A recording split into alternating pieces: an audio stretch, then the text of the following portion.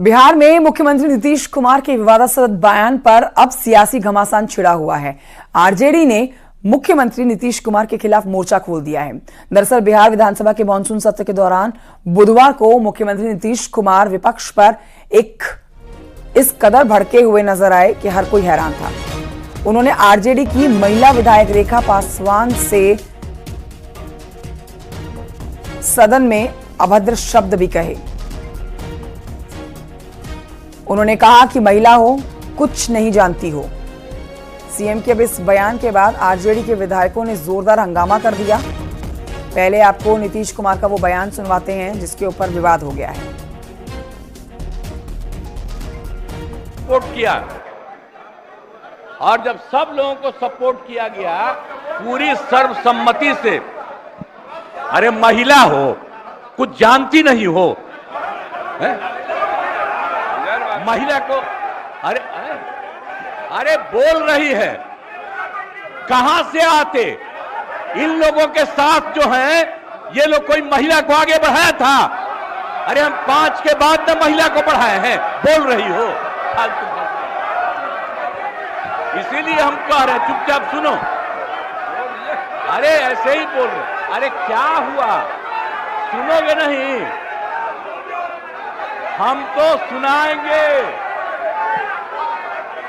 और अगर आप नहीं सुनिएगा तो आपकी गलती है। तो महिला को लेकर ये विवादित बयान नीतीश कुमार ने दिया, लेकिन इससे पहले भी पूर्व में नीतीश कुमार की कई बार जुबान फिसली है। देखिए, नीतीश कुमार के इस बयान के बाद ना बिहार का सियासी पारा चढ़ गया है। आरजेडी की विधायक है रेखा देवी, जिन्होंने कहा है कि मुख्यमंत्री नीतीश कुमार ने सदन में उनका अपमान किया है और मुख्यमंत्री को इस पर खेद जताना चाहिए। इसके साथ ही आपको यह भी बताएं कि राबड़ी देवी ने कहा है कि नीतीश कुमार और उनकी पार्टी महिलाओं का मान सम्मान नहीं करती है। देखिए, हम लोग सदन के अंदर और सदन के बाहर भी प्रदर्शन कर रहे थे आरक्षण के मुद्दा पर, और उन्होंने एक बैग भड़क गए महिलाओं पर कि महिला आ गई है, कहाँ से आ गई है, कुछ जानती है? हम आए तब ना महिला आई है। ऐसा नहीं है कि आप महिलाओं को, सारे महिला को आप लाए हैं। मुख्यमंत्री उम्र के ख्याल से हमको लगता है कि अनाप शनाप बोल देते हैं। पिछला बार भी सदन में बोले हैं, देखिए आज भी बोल दिए महिला के साथ। क्या मांग है आपकी? हमको मांग है कि इस तरह से महिला को माननीय मुख्यमंत्री मान सम्मान दे और सदन में खेद व्यक्त करे। उनका दिखावा है महिला के बढ़ावा, और महिला के मान सम्मान देने के जो आरजेडी की पार्टी है, महागठबंधन, वो महिला का मान सम्मान देता है। ये लोग महिला का मान सम्मान नहीं देता है, ये लोग बेइज्जत करता है महिला की। नहीं बोलने आता है तो बोलती नहीं है, मंत्री नहीं थी। और आइए आगे बढ़ते आपको बताते हैं नीति आयोग की बैठक से जुड़ी एक बड़ी जानकारी आप तक पहुंचा रहे हैं। 27 जुलाई को प्रधानमंत्री नरेंद्र मोदी की अध्यक्षता में होने वाली है नीति आयोग की बैठक, जिसका विपक्ष के मुख्यमंत्रियों ने बहिष्कार करने की घोषणा की है। हालांकि पश्चिम बंगाल की मुख्यमंत्री ममता बनर्जी बैठक में शामिल होकर केंद्र सरकार के प्रति अपना विरोध दर्ज करवाएंगी। विपक्ष का आरोप है कि आम बजट में गैर एनडीए शासित राज्यों की अनदेखी की गई है, जिसके बाद तमिलनाडु, कर्नाटक, तेलंगाना, हिमाचल प्रदेश, पंजाब के मुख्यमंत्रियों ने बैठक का बहिष्कार करने की घोषणा कर दी है। राज्य सरकारों का आरोप है कि केंद्र सरकार संघीय ढांचे की भावनाओं के अनुरूप राज्य को उचित सहायता नहीं दे रही है और केंद्रीय बजट में भी गैर बीजेपी शासित राज्यों के साथ भेदभाव किया गया है।